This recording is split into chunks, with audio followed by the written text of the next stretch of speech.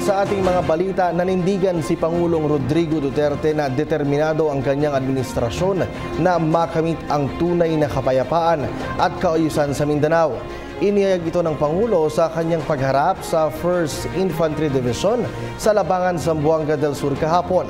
Partikular na tinukoy ng Pangulo na banta sa bansa na kailangang tutukan ng ating hukbong sandatahan ng Pilipinas ay ang Abu Sayyaf Group at ang posibleng pagpasok ng international terrorist na Islamic State of Iraq and Syria o ISIS. Narito ang ulat ni Rocky Ignacio. Ipinagutos si Pangulong Rodrigo Duterte sa Armed Forces of the Philippines na wakasan na ang grupong teroristang Abu Sayyaf.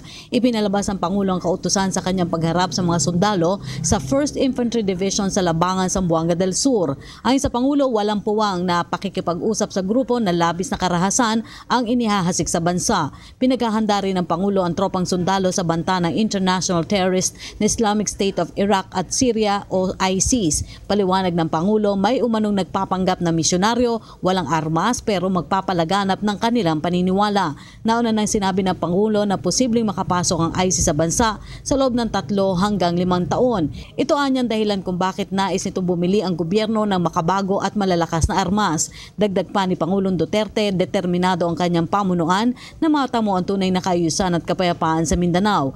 Inulit na rin ito ang hamon sa CPP, NPA, NDF na magpakita ng katapatan sa isinusulong na usapang pangkapayapaan upang mawakasan na mahigit 4 na dekadang insureksyon. Kasabay nito, muling tiniyak ng Pangulo na ipagkakaloob ng pamahalaan ang kaukulang benepisyo sa tropang sundalo kabilang na ang dagdag sa sweldo. Ang pagbisita sa 1st Infantry Division sa Labangan ang ika-10 kampo na binisita ng Pangulo. Para sa PTV News, Rocky Ignacio. Hi, ako si Ria Fernandez. Mag-subscribe na sa PTV YouTube channel. I-click lang ang subscribe button.